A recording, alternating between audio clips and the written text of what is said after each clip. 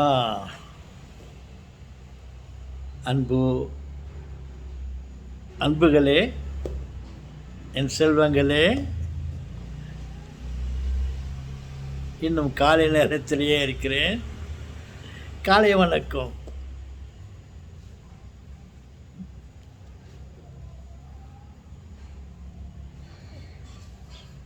சொல்லுங்க, இப்போ என்ன பேச போகிறீங்க? எதாவது பேசினுக்கிறீங்க?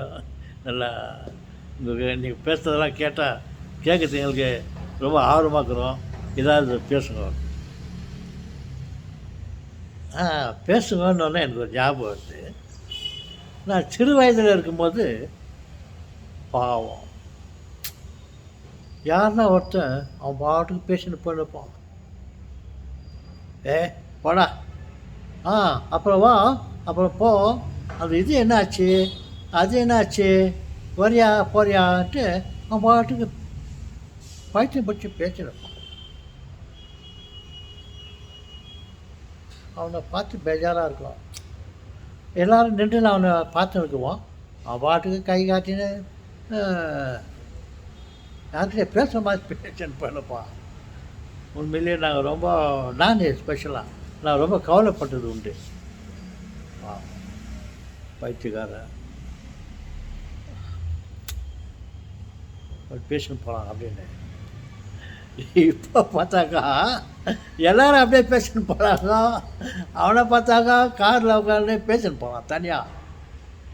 இவனை பார்த்தா ஸ்கூட்டரில் உட்காந்துக்கின்னு அவன் பாட்டுக்கு ரொம்ப ஆவேசமாக ஏதோ பேஷண்ட் போகலாம்.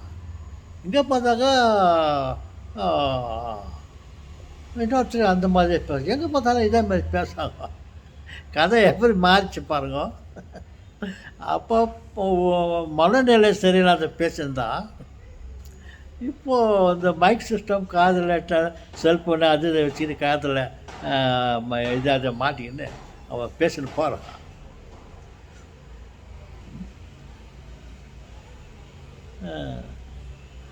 இருக்க மனுஷன் எல்லாம் எதையோ செய்வான்.